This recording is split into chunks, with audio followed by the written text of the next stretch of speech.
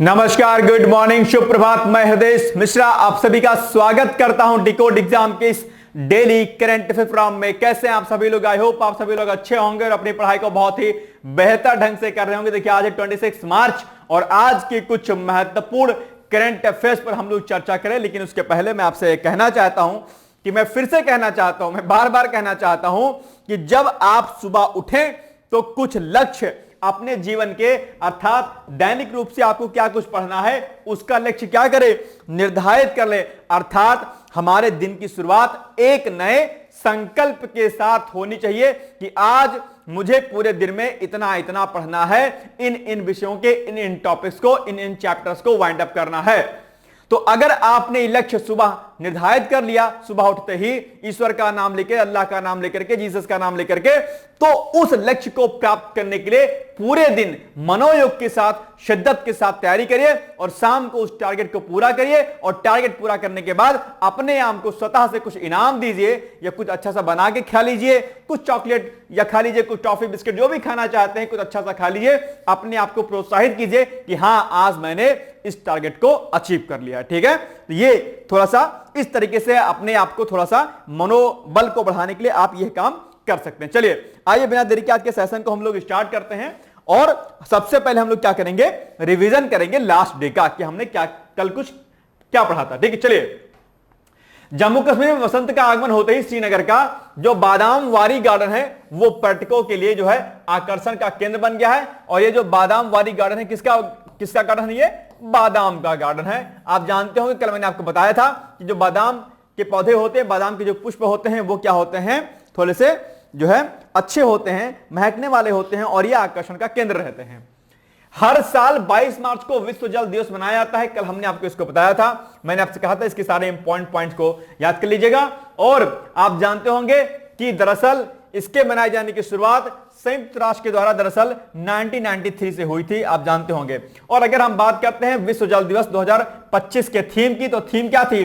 Glacier संरक्षण, यानी कि ग्लेशियर्स का कंजर्वेशन करना। कल हमने आपको बताया था कि किस प्रकार से हमें ग्लेशियरों का कंजर्वेशन करना चाहिए, क्योंकि आप जानते होंगे कि जिस तरीके से कहीं ना कहीं ग्लोबल वार्मिंग बढ़ रही है, ऐसे में कहीं ना कहीं ग्लेशियर्स का आकार कम हो रहा है, ग्लेशियर मेल्ट हो रहे हैं और इससे व्यापक स्तर पर जो है हानि हो रही है।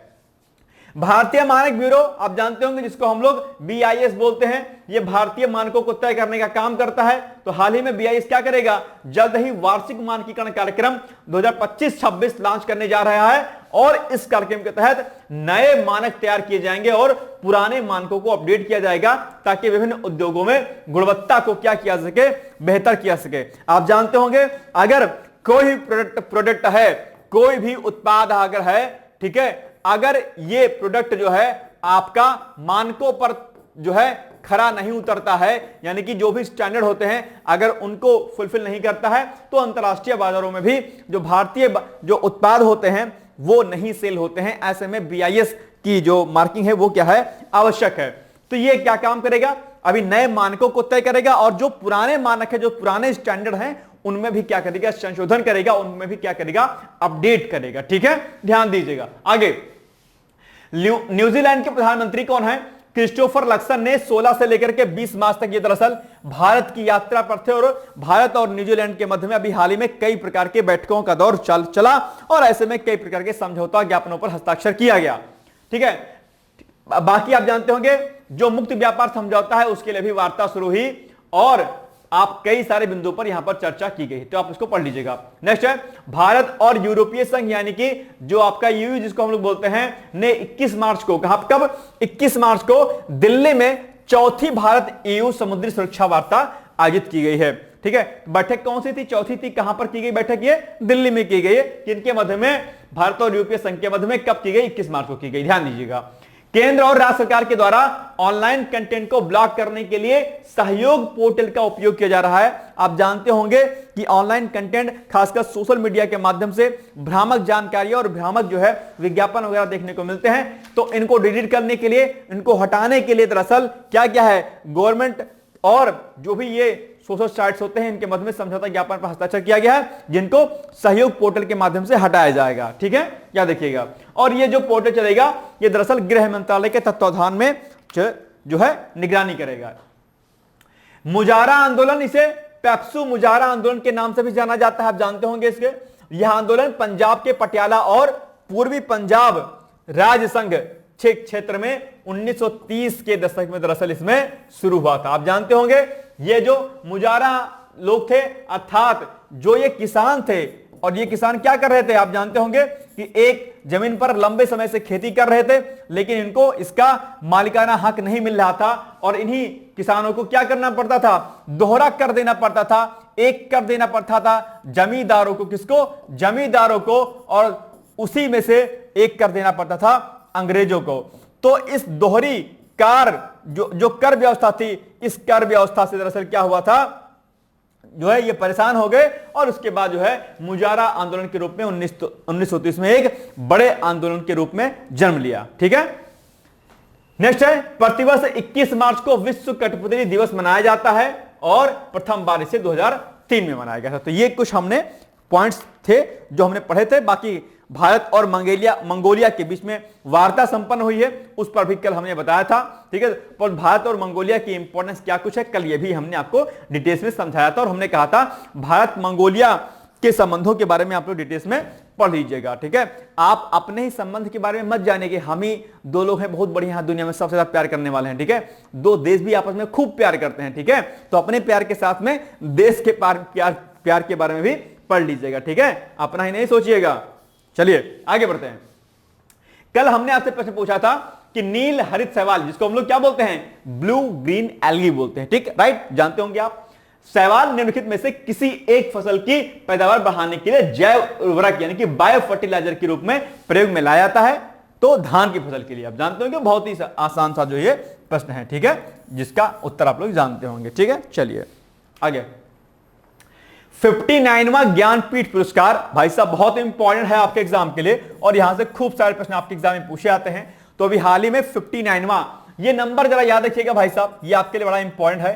तो जो 59वां जो ज्ञानपीठ पुरस्कार दरअसल विनोद कुमार शुक्ल को दरअसल हिंदी साहित्य में उनके खास योगदान के लिए क्या किया गया है, प्रदान किया गया है। आप यह भी जानते होंगे, यह जो ज्ञानपीठ पुरस्कार होता है वो 8वीं अनुसूची जो आपकी है, उस 8वीं अनुसूची में जो आपकी 22 भाषाएं हैं उनमें से दिया जाता है। लेकिन मजेदार बात यह है कि अभी हाल ही में इस ज्ञानपीठ पुरस्कार के अंतर्गत एक भाषा को और शामिल कर लिया गया है, जिसको क्या कहते हैं, जिसको कहते हैं हम लोग क्या कहते हैं, अंग्रेजी कहते हैं। ठीक है, तो ज्ञानपीठ पुरस्कार दरअसल 22 जो 8वीं अनुसूची हमारी है, क्या है, 8वीं अनुसूची। ठीक है, 8वीं अनुसूची।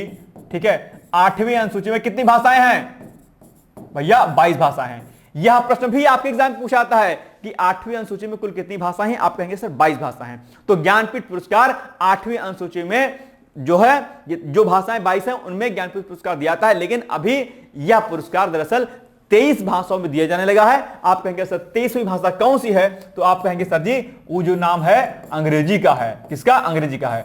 और जरा मुझे कमेंट करके बताओ कि पहला अंग्रेजी में ज्ञानपीठ पुरस्कार जो प्राप्त करने वाले कवि जो भी थे, साहित्यकार, वो कौन थे। ठीक है, आज यहां पर मैं लिखना भूल गया हूं उसको, तो आप लोग जरा मुझे बताइए कि अंग्रेजी में प्रथम ज्ञानपीठ पुरस्कार प्राप्त करने वाले कौन व्यक्ति हैं। ठीक है, मुझे इसका उत्तर बताइए।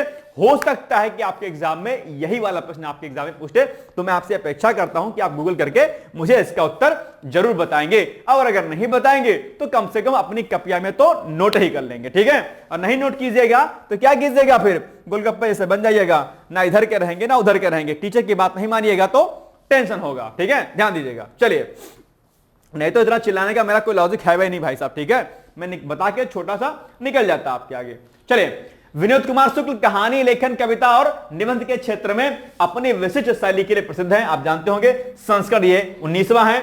वह हिंदी के 12वें साहित्यकार हैं जिन्हें यह पुरस्कार प्रदान किया गया है। और एक बात और बता दूं आपको मैं, और वो ये जो ज्ञानपीठ पुरस्कार भैया केवल भारतीयों को दिया जाता है, यह भी ध्यान दीजिएगा। ठीक है, यह विदेशी नागरिकों को नहीं दिया जाता है। यह भी एक इंपॉर्टेंट फैक्ट है। और एक फैक्ट इसमें और इंपॉर्टेंट है, वो ये है, ये जो विनोद कुमार शुक्ला जी हैं दरअसल ये छत्तीसगढ़ के रहने वाले हैं।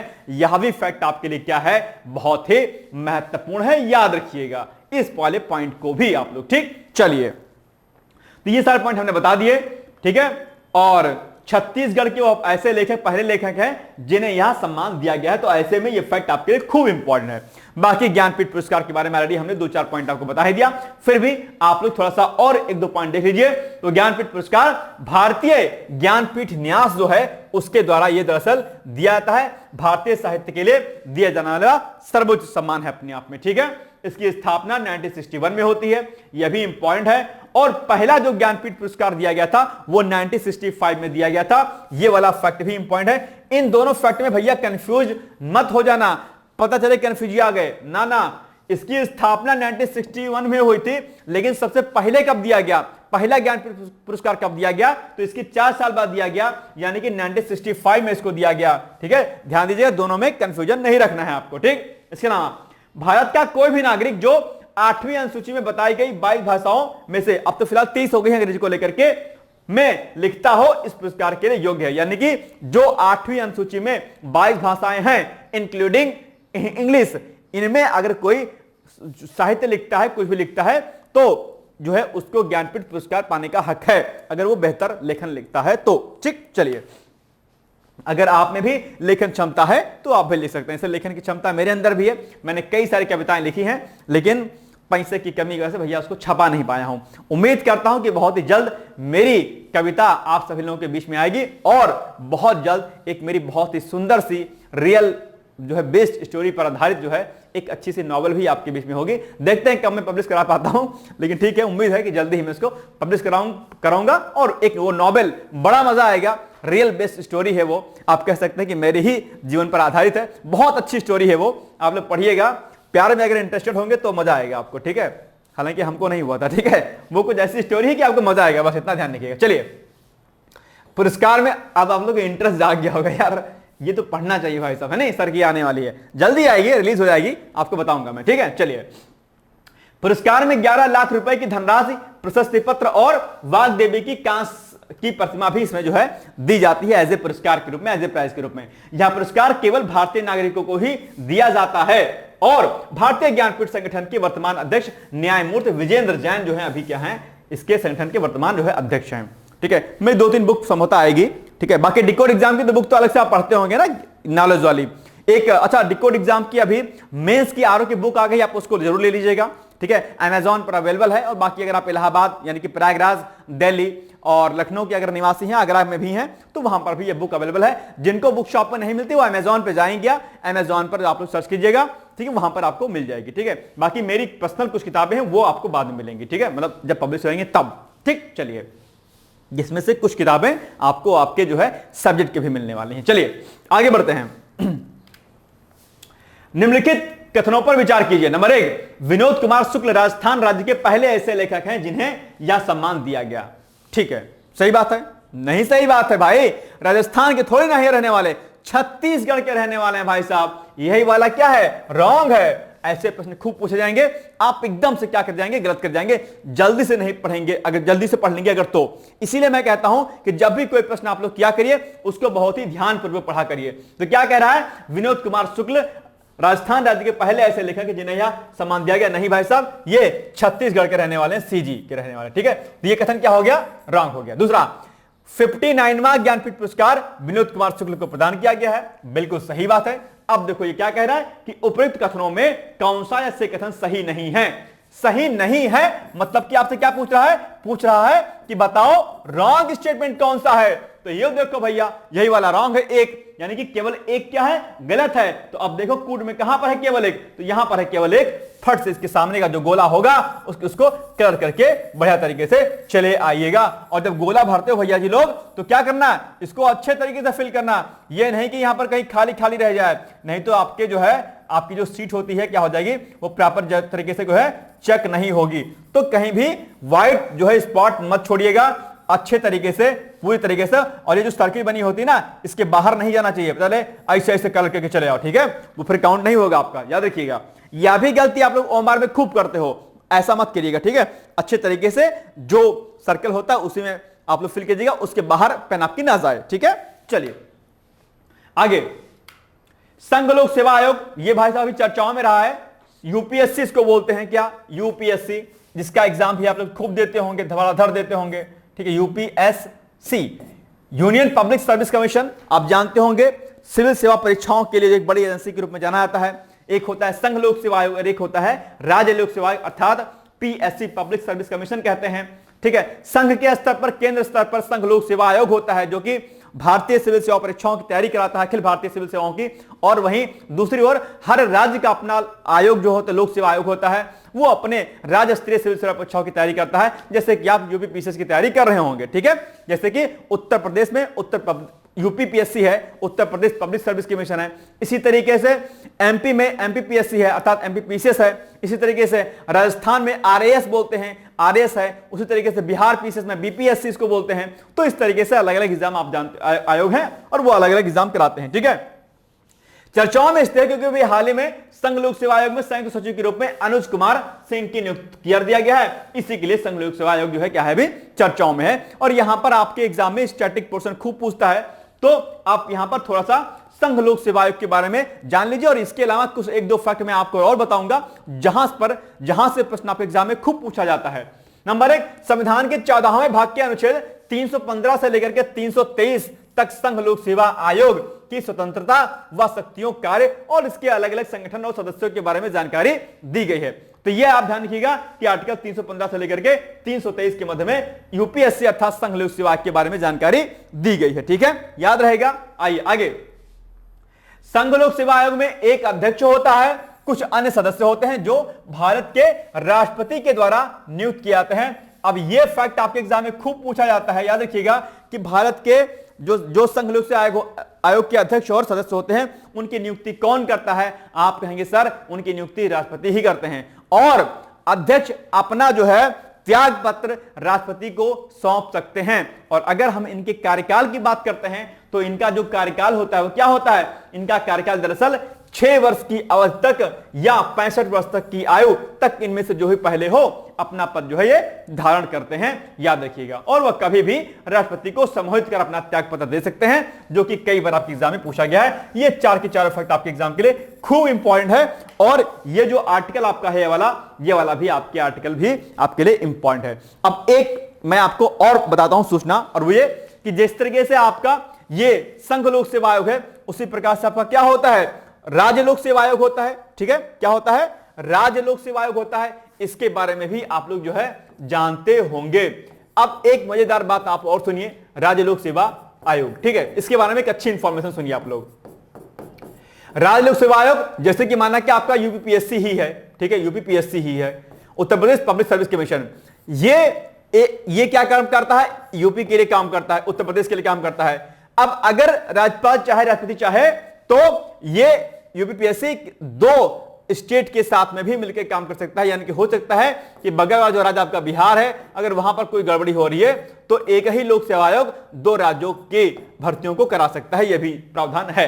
इसके अलावा एक मजेदार बात और, संघ लोक सेवा आयोग के अध्यक्षों की नियुक्ति कौन करता है, जरा ध्यान से सुनना, बड़ा टेक्निकल पॉइंट आपको बता रहा हूं। हो सकता है कि आप गलती करके चले आए एग्जाम में, लेकिन आपको ध्यान देना है। ठीक है, चलिए देखें क्या होता है। जो आपके यूपीएससी होता है, ठीक है, यूपीएससी, इसके जो अध्यक्ष होते हैं इनकी नियुक्ति कौन करता है भाई साहब, इनकी जो नियुक्ति होती है वो कौन करता है। ठीक है, इनकी नियुक्ति जो होगी कौन करेगा, इनकी नियुक्ति जो करेगा वो करेगा आपका कौन, राष्ट्रपति।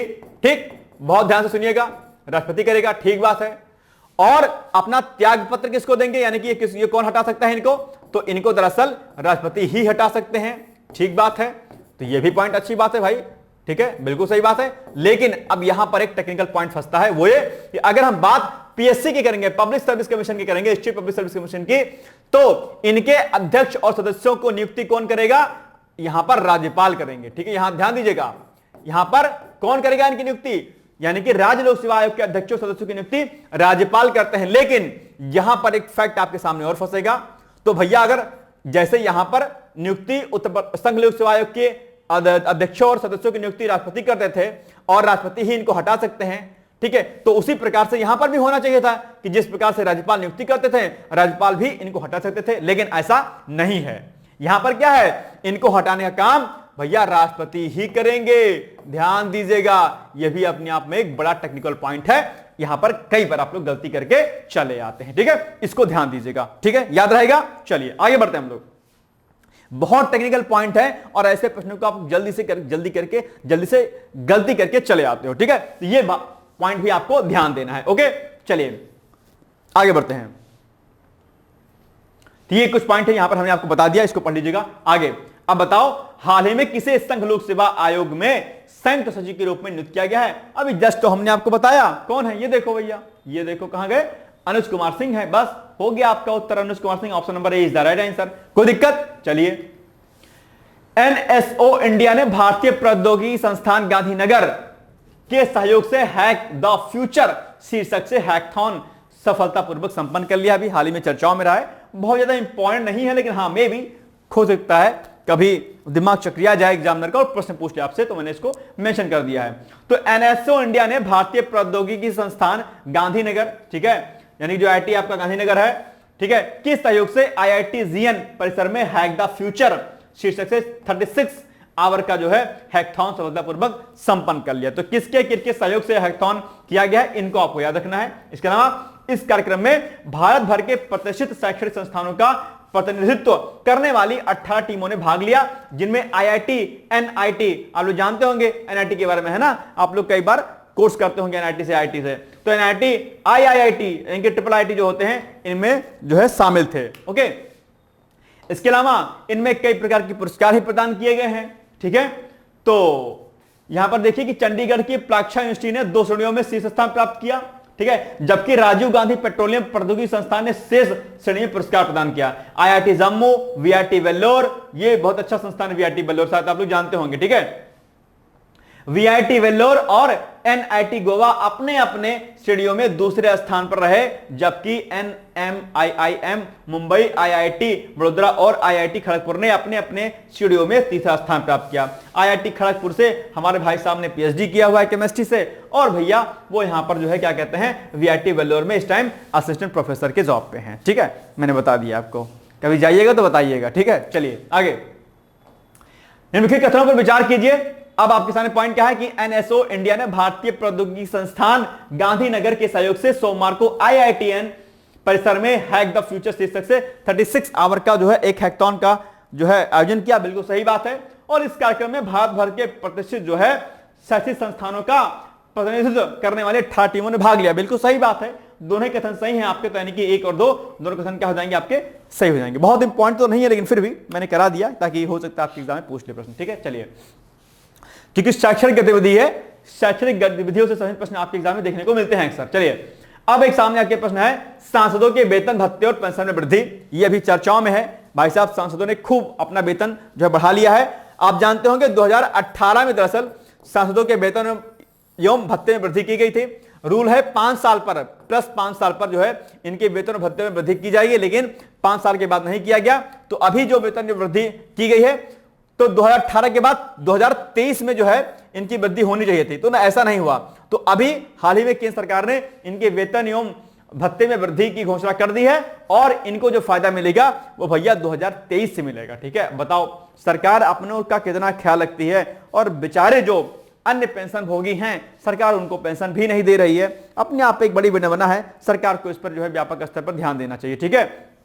सांसद लोग भैया जनता की सेवा के लिए होते हैं। 1,24,000 सैलरी कर दी गई है, किसका, सांसदों की सैलरी 1,24,000 कर दी है। बाकी कार्यालय सहायता के लिए, फ्लाइट पे उड़ने के लिए, सड़क पर जाने के लिए, ना जाने कितनी कितनी सुविधाएं उनको मिलती हैं। इस पर एक बढ़िया सा आर्टिकल हमने कराया हुआ है, आप उसको देख लीजिएगा, ठीक है। तो सैलरी हो गई इनके भैया 1.24 लाख हो गई है। भत्ता इनको 2000 से बढ़ा करके दैनिक भत्ता 2500 रुपया कर दिया गया है, ठीक है। तो ये सारी बातें यहां पर लिखी गई हैं, और इसके पूर्व सांसदों को दी जाने पेंशन भी वर्तमान में 25,000 रुपए से बढ़ाकर 31,000 रुपए प्रतिमाह कर दी गई है। पेंशन ही पाएंगे भाई साहब, ठीक है। चलो आगे देखो, मजेदार बात इसमें क्या कुछ है, ठीक है। और ये जो बढ़ोतरी की गई है, ये अभी बजट सत्र के बीच में की गई थी, और ये पॉइंट हमने आपको बता ही दिया, ठीक है। 2018 में संशोधन में घोषित सांसदों के लिए मूल वेतन 1 लाख रुपए था, जो कि अब कर दिया गया है 1,24,000, ठीक। इसके अलावा भैया उनको फोन की सुविधा मिलती है, इंटरनेट की सुविधा मिलती है, ठीक है। 34 मुफ्त उड़ाने भी इनको जो है मिलती है, इनको अपने और अपने परिवार वालों के लिए, यानी 34 बार जो है ये फ्लाइट से उड़ सकते हैं फ्री ऑफ कॉस्ट, कोई रोक टोक नहीं। बताओ, ये जनता के सेवक हैं, ठीक है, सेवा के लिए आते हैं, लेकिन खुद जो है राजा बन जाते हैं। बड़ी विडंबना है अपने आप में, क्या ही किया जाए। और पेशेवर और व्यक्तिगत उपयोग के लिए किसी भी समय प्रथम श्रेणी की ट्रेन यात्रा करते हैं। काहे भाई प्रथम श्रेणी की यात्रा काहे करते हो जी? जनता के सेवक हो आप, ठीक है, जनता ने आपको अपनी सेवा के लिए चुना है। प्रथम जनता मारामारी करेगी जनरल डिब्बों में और आप प्रथम श्रेणी में यात्रा कीजिएगा। काहे कीजिएगा भाई साहब? इस पर भी सरकार को ध्यान, जो भी दो लोगों को जनता के बीच में रह के काम करना चाहिए, यह मेरा व्यक्तिगत मानना है। हो सकता है आप इससे इतर हो। एक कौन? एक ये जितने भी सिविल सेवक होते हैं, क्या सिविल सेवक, क्या सिविल सेवक, इनको भी बहुत प्रकार की सेवाएं नहीं दी जानी चाहिए। और ये जो नेता होते हैं, एमपी एमएलए होते हैं, इनको भी इतनी सुविधा नहीं, मैंने कह रहा हूं सुविधा नहीं देनी चाहिए, लेकिन जितनी दी जाती है वो अपने आप में असीम है, अथाह है, कम करना चाहिए और उसका पैसा जनता के हित में लगाना चाहिए। एक युवा रोजगार जो दर दर भटक रहा है, जिसको नौकरी नहीं मिल रही है, यूपी SSC का हाल आप देख रहे होंगे। मैं यहां पर कोई कुटारा घास सरकार पर नहीं कर रहा हूं, लेकिन इस पर सरकारों को ध्यान देना चाहिए। सैलरी उनकी भी बढ़नी चाहिए, नो डाउट, लेकिन इसके साथ साथ में जो अन्य सुविधाएं दी जाती हैं, आप प्रथम श्रेणी में यात्रा करते हो, एक गरीब बेचारा उसको जनरल का टिकट तक नहीं मिलता है, ठीक है, वेटिंग टिकट आता है तो बेचारा कहीं मारा मारा फिरता है, कभी टीटी पैसा ले लेता है तो कभी कोई ले लेता है तो कभी कुछ होता है। ये सब जो मकर जाल है, इससे इस पर भी सरकार को विशेष ध्यान देने की आवश्यकता है। अब बताइए, इनको 34 उड़ानें दी गई भाई साहब मुफ्त में, ठीक है, सड़क यात्रा से करेंगे तो उस पर भी जो है ये अपना दावा ठोक सकते हैं, पैसा ले सकते हैं। सांसदों को सालाना 50,000 यूनिट बिजली जो है और 4,000 किलोलीटर जो है पानी की मुफ्त सुविधा भी मिलती है। सरकारी आवास जो दिल्ली मिलता है सो अलग मिलता है, क्या कीजिएगा। तो ये सब सुविधाएं जो मिलती हैं, ठीक है, ये सब इस पर प्रश्न पूछ सकता है, ठीक है, पिछली बार पूछा गया था 18 में जब बढ़ा था। तो चलिए अब बताइए आप लोग इस पर प्रश्न, ठीक है, खैर कोई बात नहीं। कोई सांसद विधायक का लड़का देख रहा होगा हमको तो कहेगा मारेगा भी हमको बाद में, नहीं, अरे मेरे पापा की सैलरी बढ़ गई तो हमको मना कर रहे हो।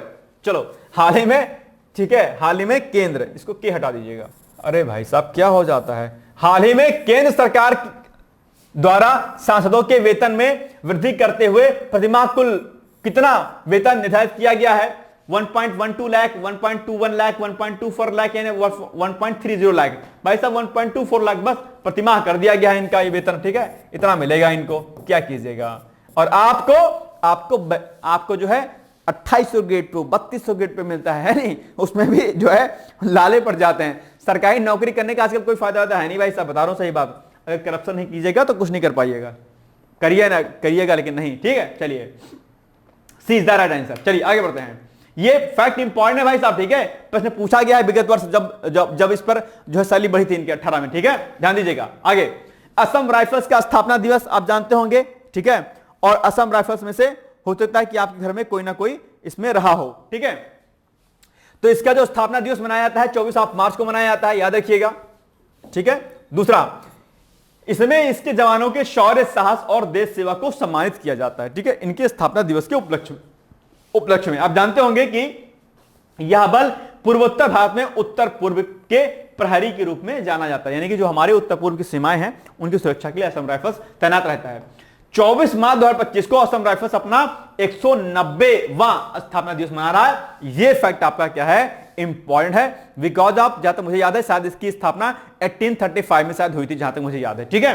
तो अभी 190वां जो है, यहां बिल्कुल सही बात है, असम राइफल्स की स्थापना 1835 में ब्रिटिश राज के दौरान कछार लेवी के रूप में तो हुई थी, जो शुरू में 750 लोगों की एक पुलिस इकाई थी। उसके बाद असम राइफल्स जो है अपने समय के साथ जो है बढ़ती चली गई और आज असम राइफल्स के रूप में हमारे सामने है। आप जानते होंगे इसमें कई बार जो है पुनर्गठन इसका किया गया, ठीक है, यहां पर पहला पॉइंट दिया गया है, ठीक है, और ये देखो ये हिंदी हट गई, इसको सही कर लेना, ठीक है। चलिए 1883 में इसे असम फ्रंटियर पुलिस, ठीक है, इसके अलावा आगे अगर बढ़ेंगे तो 1891 में असम सैन्य पुलिस और 1913 में पूर्व बंगाल और असम सैन्य पुलिस के रूप में भी नामित किया गया है।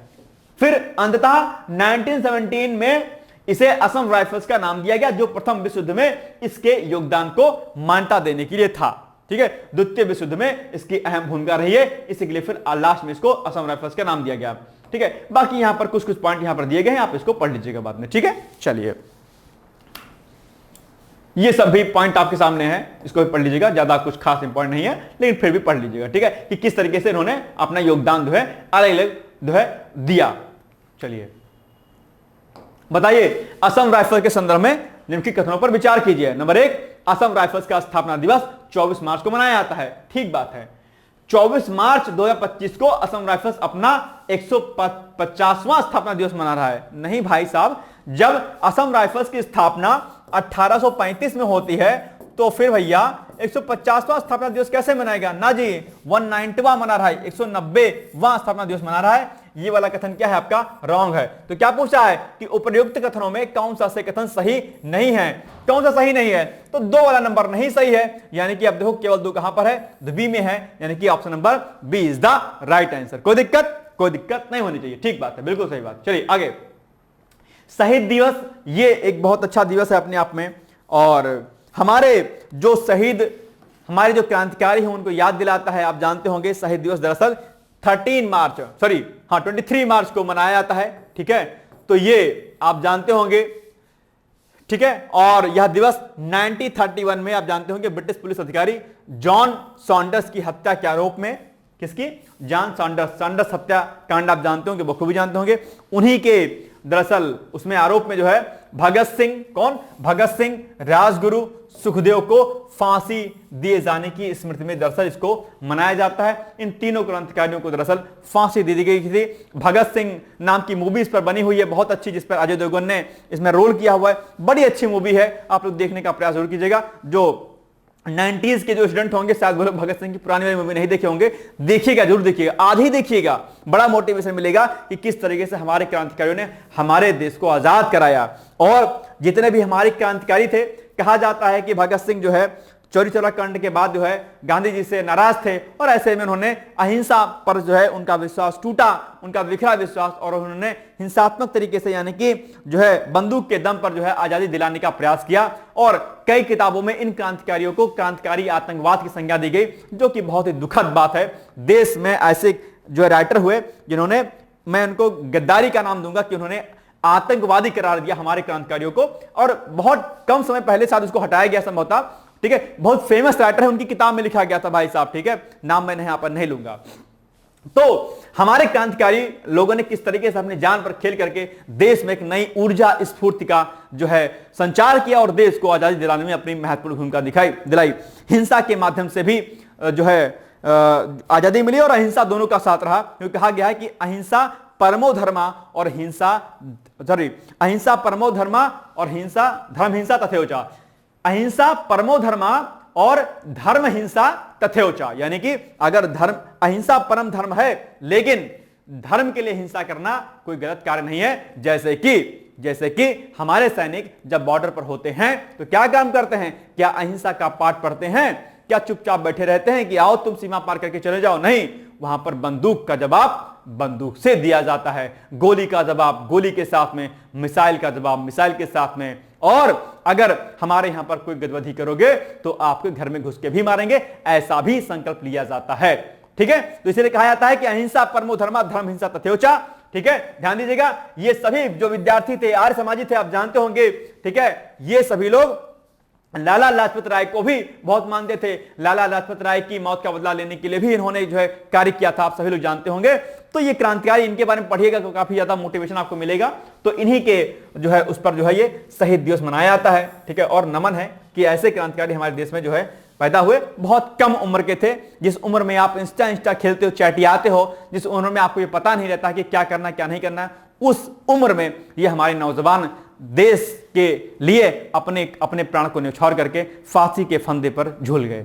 ध्यान दीजिएगा, ऐसे नौजवानों से आपको प्रेरणा लेनी चाहिए और अपने जीवन को एक सही दिशा में लेके जाना चाहिए। इसलिए मैं कहता हूं कि पढ़ाई कर लो, ठीक है, देश के लिए कुछ करो, समाज के लिए करो। कहा भी क्या कहा गया है कि देश के लिए जिए, समाज के लिए जिए, ये धड़कने ये श्वास हो मातृभूमि के लिए। ठीक है, आपका जीवन सिर्फ अपने लिए ही नहीं है, आपका जीवन इस देश, इस धरा और इस समाज के लिए भी होना चाहिए। इसी मनोभाव के साथ में आपको अपनी स्टडी करनी चाहिए। राइट, चलिए, ठीक है, क्योंकि क्या कहा गया है कि किसी के काम जो आए इसे इंसान कहते हैं, पराया दर्द जो अपनाए उसे इंसान कहते हैं। कभी सुख है कभी दुख है, इसी का नाम जीवन है, जो दुख में भी न घबराए उसे इंसान कहते हैं। ठीक है, तो ध्यान रखना कि जीवन में लोगों के लिए काम आना है आपको। चलिए, इसके अलावा नौजवान सभा की स्थापना भी किसने की है? भगत सिंह ने की थी। यह भी फैक्ट आपके लिए इंपॉर्टेंट है। और SRA के भी सदस्य रहे हैं ये लोग, तो इनको भी आप लोग ध्यान दीजिएगा। और ये सभी लोग जो है DAV जो कॉलेजेस होते थे उनके स्टूडेंट थे, जिसको हम लोग दयानंद एंग्लो वैदिक कॉलेज भी बोलते हैं, ठीक है, DAV कॉलेज आप जानते होंगे। चलिए, शहीद दिवस कब मनाया जाता है? बहुत ही आसान, जस्ट हमने आपको बताया 23 मार्च को मनाया जाता है। Option number C is the right answer. ठीक, चलिए आगे। विश्व क्षय रोग टीबी दिवस इसको हम लोग बोलते हैं, इस पर भी हमने एक आर्टिकल कराया हुआ है, आप जानते होंगे, कल हमने रिलीज करवाया था इसको। तो विश्व क्षय रोग दिवस हर साल 24 मार्च को मनाया जाता है, जानते होंगे आप लोग। साल की थीम क्या है इस साल की? हाँ, हम क्षय रोग को समाप्त कर सकते हैं और प्रतिबद्ध निवेश और परिणाम, ये 2025 की क्या है थीम है। टीबी माइकोबैक्टीरियम ट्यूबरक्लोसिस नामक जो है बैक्टीरिया से फैलती है, यह एयरबॉर्न डिजीज होती है, यह भी आप लोग जानते होंगे। फेफड़े को ज्यादा ये नुकसान पहुंचाता है, लंबे समय तक अगर आपको खांसी आती है, 2 हफ्ते से ऊपर अगर खांसी आपको आ गई, तो आप लोग इससे थोड़ा सा अवेयर हो जाइएगा। यहां पर मैप के माध्यम से लिखा गया है कि भैया देखो किस तरीके से जो है इसके क्या है, यानी कि how do you know if you have TB, आप कैसे जानोगे कि आपको टीबी है? तो उसके लिए यहां पर सिम्टम्स ऑफ प्लमोनरी टीबी और लंग टीबी के बारे में यहां पर दिया गया है। नाइट स्वीट के बारे में लिख दिया गया है। चेस्ट पेन अगर आपको होता है, अगर आपका वेट बढ़ जाता है, थकान महसूस होती है, ठीक है, वेट लॉस हो जाता है, ठीक है, थकान महसूस होती है आपको, ठीक है, या आपको कफ वाली खांसी आती है 2 वीक से ज्यादा, या फिर आपको शाम में आपका टेंपरेचर इंक्रीज हो जाता है अर्थात फीवर हो जाता है, या फिर जो है आपकी सांसें धीमी हो जाती हैं, या फिर आपके थूक में यानी कि ब्लड में जो है आपके स्पटम में क्या होता है, ब्लड अगर आता है, थूक में अगर ब्लड आता है, तो ये क्या सिम्टम है किसके? टीबी होने के। ध्यान दीजिएगा इसको आप लोग, ठीक है, आपकी परीक्षा के लिए क्या है, ये इंपॉर्टेंट है भाई साहब। ठीक, चलिए, और आप जानते होंगे कि संयुक्त राष्ट्र ने सतत विकास लक्ष्यों के अंतर्गत 2030 तक, कब तक? 2030 तक दरअसल संयुक्त राष्ट्र के द्वारा सतत विकास लक्ष्यों के अंतर्गत टीबी को खत्म करने का लक्ष्य रखा गया था, लेकिन भारत ने कहा ना जी ना, हम तो पहले खत्म करेंगे। तो सरकार ने क्या काम किया? भारत सरकार ने कहा हम तो भैया इससे पहले ही अर्थात 2025 में ही हम लोग जो है टीबी को खत्म कर देंगे। तो ये सरकार ने अभी लक्ष्य रखा है 2025 तक टीबी को उन्मूलन करने का इसका। ठीक, याद रहेगा पॉइंट। चलिए, यहां पर कुछ डेटा दिए गए हैं इंपॉर्टेंट, आप लोग इनको पढ़ लीजिएगा। आप जानते होंगे 2015 से लेकर के 2023 तक टीबी की घटनाओं में 17.7% की उल्लेखनीय गिरावट आई है, जो कि सरकार के लिए क्या है, खुशखबरी है अपने आप में। और इन डेटा का इस्तेमाल आप अपनी मुख्य परीक्षा में या निबंध वाले अपने सेक्शन में आप इनका डेटा का इस्तेमाल कर सकते हैं, अगर बीमारियों से संबंधित प्रश्न आपके एग्जाम में अगर पूछा जाता है तो। ठीक है, ये पॉइंट यहां पर और कुछ दिए गए हैं, ठीक है, और ये पॉइंट ऑलरेडी हमने आपको बता दिया कि संयुक्त राष्ट्र की तरफ से सतत विकास लक्ष्यों के अंतर्गत 2030 तक उन्मूलन का लक्ष्य था, लेकिन सरकार ने 5 साल पहले ही अर्थात 2025 में ही टीबी उन्मूलन का लक्ष्य रखा हुआ है। ठीक है, ध्यान दीजिएगा। चलिए, आप ये भी जानते होंगे कि केंद्रीय स्वास्थ्य एवं परिवार कल्याण मंत्री जगत प्रकाश नड्डा यानी कि जेपी नड्डा ने, ठीक है, 7 दिसंबर 2024 को हरियाणा के पंचकुला में एक 100 दिवसीय गहन टीबी उन्मूलन अभियान का शुभारंभ भी किया था। ठीक है, ताकि टीबी के जो भी मरीज हों उनकी पहचान की जा सके और टीबी रोगियों के बारे में अच्छे तरीके से जानकारी प्रदान करके उनको सही किया जा सके। ठीक है, तो ध्यान दीजिएगा। और टीबी एक जो है ऐसी बीमारी है जिसको अगर हमने समय रहते उसको अगर हमने डायग्नोज कर लिया तो इस पर हम लोग अच्छे से काम कर सकते हैं और पेशेंट को सही कर सकते हैं। ठीक है, जैसे कि कैंसर जो आपका होता है, ठीक वैसे ही कैंसर रोग भी अगर आपको जल्दी मालूम चल जाता है तो आप उसको भी सही कर सकते हैं, तो अगर नहीं मालूम चला तो ये जानलेवा साबित हो जाता है। ठीक है, चलिए आगे बताइए आप लोग। निम्नलिखित कथनों पर विचार कीजिए। विश्व क्षय रोग हर वर्ष 24 मार्च को मनाया जाता है, ठीक बात है। इस साल की थीम है हाँ हम क्षय रोग को समाप्त कर सकते हैं, प्रतिबद्ध निवेश और परिणाम। ठीक है, बिल्कुल बात सही बात है, दोनों ही कथन सही हैं, यानी कि आपका सी इज द राइट आंसर। कोई दिक्कत? चलिए आगे बढ़िए। सूक्ष्म लघु और मध्यम उद्यमों के वर्गीकरण के लिए महत्वपूर्ण संशोधन हुआ है, यानी कि अभी हाल ही में सरकार ने जो आपका एमएसएमई होता है, ठीक है, आप जानते होंगे क्या एमएसएमई होता है, इनके लिए सरकार ने कुछ जो है इन पर संशोधन किया है, यानी कि जो इनका टर्नओवर होता है, इनका जो सालाना जो इनकी आय होती है, इनके ऊपर कुछ संशोधन किया हुआ है। क्या कुछ संशोधन किया हुआ है आप यहां पर देख सकते हैं, जैसे कि यहां पर इमेज के माध्यम से लिखा हुआ है कि न्यू एमएसएमई क्लासिफिकेशन 2025, इसको आप लोग क्या करिएगा, तैयार कर लीजिएगा, रेडी कर लीजिएगा। ठीक है, अरे भाई साहब कहां गया, ये देखिए, इसको आपको क्या करना है, रेडी करना है। ये जो डेटा यहां पर दिया गया है, ठीक है, ये देखो, मैं इसको जूम कर दे रहा हूं। ठीक है, देखो कैटेगरी यहां पर कैटेगरी है माइक्रो जो इंडस्ट्रीज होती है, स्मॉल इंडस्ट्री, और जो मीडियम टाइप की जो इंडस्ट्रीज होती हैं, जो इन्वेस्टमेंट आपका इन INR में है अप टू 2.5 करोड़, ठीक है। एनुअल कितना होगा टर्नओवर इनका, अप टू 10 करोड़ तक हो गया है, ठीक है। स्मॉल में अप टू 25 करोड़, अब हो गया है 100 करोड़ तक का, ठीक है। इसके अलावा जो मीडियम है अप टू 125 करोड़ और अब हो गया 120 अप टू 500 करोड़, ठीक है। ये एनुअल टर्नओवर के बारे में, ये इन्वेस्टमेंट है और ये आपका एनुअल टर्नओवर है, ठीक है। तो इस आधार पर जो है अब कैटेगराइजेशन, इसका क्लासिफिकेशन किया गया है, जो कि यहां पर 2025 में आपको देखने को मिल रहा है। इसको आप लोग क्या करिएगा, याद कर लीजिएगा, ठीक है। चलिए ये देखिए, कारोबार और निवेश के तमाम मानदंड में जो बदलाव किया गया है वे आगामी 1 अप्रैल से लागू हो जाएंगे, ठीक है। जो भी चेंजेस किया गया है, इन बदलावों के बाद अब 2.5 करोड़ रुपए तक के निवेश वाले सूक्ष्म, लघु और मध्यम उद्यमों को सूक्ष्म उद्यम के रूप में वर्गीकृत किया जाएगा। पहले इनके लिए निवेश की सीमा कितनी थी, 1 करोड़ रुपए थी, ठीक, अब बढ़ गई है आगे। इसी प्रकार से आप देखेंगे टर्नओवर सीमा भी 5 करोड़ रुपए से बढ़ा करके 10 करोड़ रुपए कर दी गई है। यह संशोधन जब प्रभावी होंगे तो 25 करोड़ रुपए तक के निवेश वाली इकाइयां लघु उद्यम वर्ग में रखी जाएंगी और पहले इनके लिए निवेश सीमा कितना था, 10 करोड़ रुपए थी। इसके अलावा इन उद्यमों के लिए टर्नओवर सीमा 50 करोड़ रुपए से दोगुनी कर 100 करोड़ रुपए कर दी गई है। तो ये कुछ पॉइंट है, इसको याद रखिएगा, हो सकता है आपसे संशोधनों के बारे में पूछ ले सरकार, ठीक है। अब MSME उद्योग क्या होते हैं, इनके क्या कुछ फायदे होते हैं, सरकार MSME उद्योग के लिए उनको बढ़ाने के लिए क्या कुछ प्रयास कर रही है, ऐसा प्रश्न आपके एग्जाम में पूछ सकता है, ठीक है। इसको आप लोग रेडी कर लीजिएगा। मैं आपको टास्क देता हूं कि आप लोग MSME उद्योग के बारे में पढ़ लीजिएगा अच्छे तरीके से, ठीक है। ये टास्क आपका, ये होमवर्क है आपका, ठीक है। MSME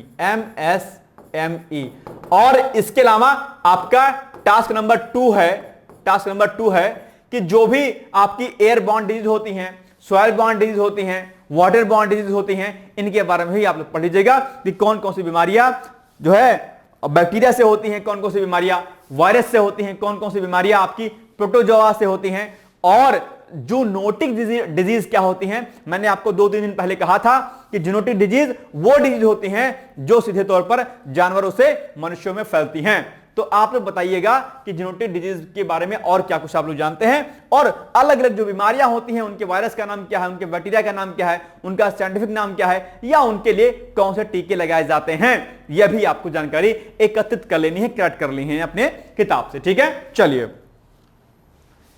अब यहां पर भी एक डाटा दिया है, आप इसको भी पढ़ लीजिएगा। चलिए अब बताइए इस पर प्रश्न आप लोग कि केंद्र सरकार ने सूक्ष्म, लघु और मध्यम उद्यमों के लिए वर्गीकरण के लिए महत्वपूर्ण संशोधन किए हैं। ये कब से लागू हो जाएंगे, अभी तो हमने बताया कि आगामी 1 अप्रैल से, बस हो गया पॉइंट आपका, D is the right answer, कोई दिक्कत नहीं है, ठीक। चलिए ये देखिए आगे, संगीत कला निधि पुरस्कार 2025 ये अभी हाल ही में प्रदान किया गया है। आप कहेंगे सर किसको दिया गया है, तो ये दरअसल दिया गया है जो वायलिन वादक हैं, कौन, RK श्रीराम कुमार को अभी हाल ही में संगीत कला निधि पुरस्कार 2025 से क्या किया गया है, सम्मानित किया गया है। इसके साथ एक पुरस्कार और भी याद रखिएगा, वो कौन सा है, जो भरतनाट्यम कलाकार हैं, कौन, उर्मिला सत्यनारायण, इनको नृत्य कला निधि पुरस्कार के लिए भी चुना गया है। यह भी पॉइंट आपके लिए क्या है, इंपॉर्टेंट है। इन दोनों पुरस्कारों के बारे में आपको याद रखना है, ठीक है। इसे कर्नाटक संगीत का ऑस्कर भी कहा जाता है, किसको, संगीत कला निधि पुरस्कार को, ठीक है, याद रहेगा पॉइंट ये।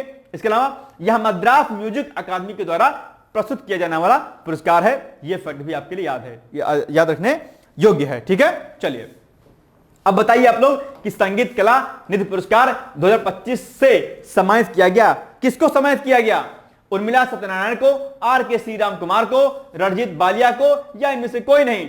तो अभी जस्ट हमने आपको बताया क्या होगा इसका उत्तर, इसका उत्तर होगा ऑप्शन नंबर भैया क्या, RK श्रीराम कुमार जी को अभी हाल ही में संगीत कला निधि पुरस्कार प्रदान किया गया है। और ये जो उर्मिला सत्यनारायण है, इनको कौन सा पुरस्कार मिला है, इनको मिला है जो है नृत्य कला निधि पुरस्कार, ठीक, याद रहेगा पॉइंट ये। तो दोनों फैक्ट आपके लिए क्या थे, जरूरी थे, याद रखिएगा। अब आज के लिए आपके लिए अभ्यास प्रश्न है कि बताओ विश्व क्षय रोग दिवस हर साल मनाया जाता है, यानी कि क्षय रोग जिसको हम लोग क्या बोलते हैं, टीबी दिवस भी बोलते हैं, क्या, टीबी, ठीक है। तो बताओ वर्ल्ड टीबी डे, क्या, वर्ल्ड, ठीक है, टीबी डे जो है कब मनाया जाता है।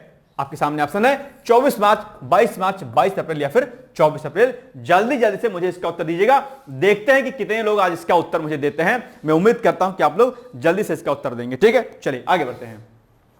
अब आपके लिए छोटा सा एडवर्टाइजमेंट है कि अगर आपका लक्ष्य पीसीएस का एग्जाम होगा तो पीसीएस के लिए हम लोग क्या करते हैं, पीसीएस के लिए हम लोग एक टेस्ट सीरीज चला रहे हैं जहां पर आपको 12,000 प्लस प्रश्न कराए जाएंगे भाई साहब, 12,000 प्लस प्रश्न। ध्यान दीजिएगा, बहुत इंपॉर्टेंट है। इसमें क्या होगा, इसमें हम लोग एक दिन में आपको एक टॉपिक देंगे, ठीक है, एक टॉपिक से आपको 25 क्वेश्चन मिलेंगे। दूसरे दिन आपको 2 टॉपिक मिलेगा, 2 टॉपिक से आपको 50 क्वेश्चन मिलेगा, ठीक है। और जो संडे आपका होगा उस संडे को हम लोग जो है क्या करेंगे, 50 क्वेश्चन का आपका करंट अफेयर्स का टॉपिक देंगे आपको तैयार करने के लिए, ठीक है, यानी कि टेस्ट होगा। ध्यान दीजिएगा कि आप जो है अपनी पढ़ाई के साथ सवा घंटे के अंदर हर टॉपिक को आप तैयार कर सकते हैं। रात में टेलीग्राम पर आपको टेस्ट दिया जाएगा, आप वहां पर प्रैक्टिस कर सकते हैं बड़ी धूमधाम के साथ में, और बिना पढ़ाई डिस्टर्ब हुए आपके पूरा सिलेबस आपका कवर अप हो जाएगा इस टेस्ट सीरीज के माध्यम से।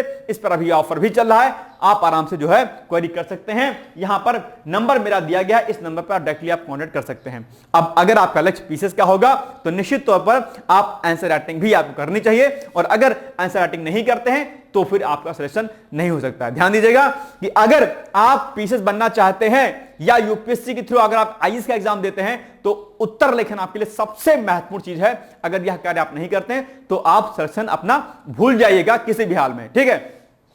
तो उसके लिए भी हम लोगों ने पीसीएस मुख्य परीक्षा का उत्तर लेखन कार्यक्रम चलाया हुआ है। वहां पर भी आपको पूरे सिलेबस का जो है समग्र रूप से उसका विभाजन किया गया है, जिसके माध्यम से आप तैयारी कर सकते हैं, ठीक है। यानी कि आपको जो है इस कॉन्टैक्ट नंबर पर संपर्क करना पड़ेगा। यहां पर हम लोग क्या काम करते हैं, सुबह 10 बजे आपको 5 क्वेश्चन दिए जाते हैं, 5 क्वेश्चन विथ मॉडल आंसर, और अगले मतलब उसी दिन शाम को जो है 5 क्वेश्चन बिना मॉडल आंसर के, सुबह 5 क्वेश्चन मॉडल आंसर के साथ में, ठीक है, डिटेल्स एक्सप्लेनेशन इसमें दिया रहेगा, और शाम को 5 क्वेश्चन दिए जाएंगे बिना मॉडल आंसर के दिए जाएंगे। शाम वाले प्रश्नों की आपको प्रैक्टिस करनी है, लिखना है, पीडीएफ बना करके हमको भेज देना है, आपकी कॉपी को चेक किया जाएगा, ठीक है, और उसका फीडबैक आपको दिया जाएगा कि कहां कहां पर आप गलती कर रहे हैं, कहां कहां पर आप गलती नहीं कर रहे हैं, और कितना बेहतर आप लिख पा रहे हैं या कितना बेहतर नहीं लिख पा रहे हैं, ठीक है।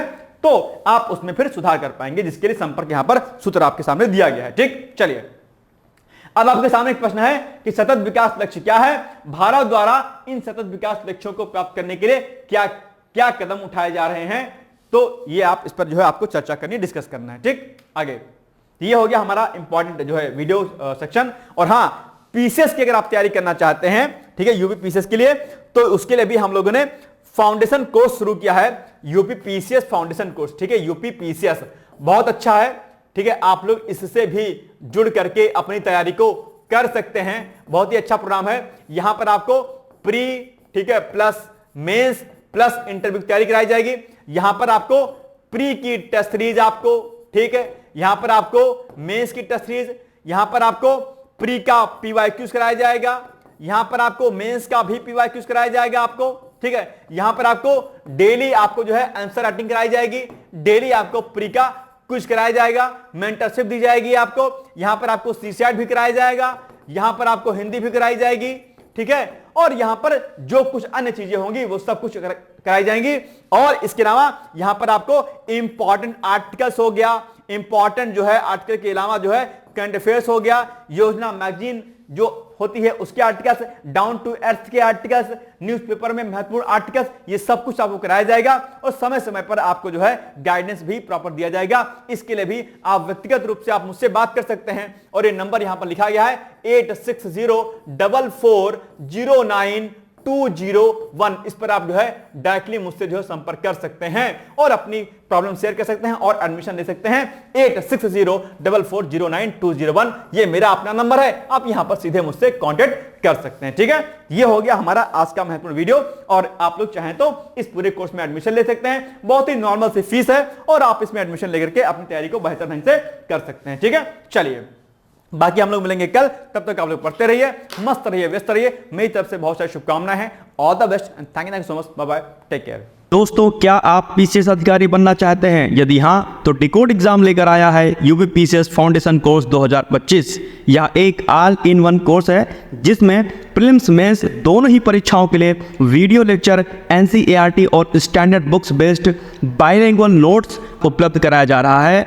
इस कोर्स में प्री और मेंस के सभी प्रीवियस ईयर क्वेश्चंस पेपर भी वीडियो लेक्चर के माध्यम से कोर्स में सम्मिलित होंगे। साथ ही साथ में कोर्स का कंटेंट गुणवत्तापूर्ण होने के साथ ही साथ एग्जाम ओरिएंटेड है, जिससे कोर्स लेने वाले स्टूडेंट्स को कोई भी बाहरी पुस्तक या नोट्स पढ़ने की आवश्यकता न पड़े। इस कोर्स में प्रीलिम्स और मेंस के टेस्ट सीरीज तथा ऐसे राइटिंग प्रोग्राम भी शामिल है, जिसके साथ ही साथ टेलीग्राम ग्रुप में रेगुलर टॉपिक वाइज टेस्ट कराए जाएंगे।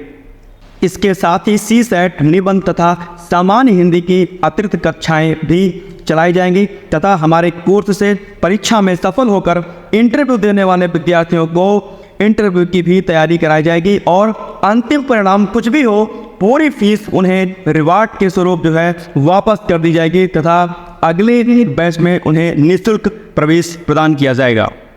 उल्लेखनीय है कि डिकोड एग्जाम एक संस्थान के रूप में 5 वर्ष के अपने सफल कार्यकाल में अब तक 55 से अधिक विद्यार्थियों को विभिन्न परीक्षाओं में अंतिम सफलता दिलाने में अपना सफल योगदान दे चुका है।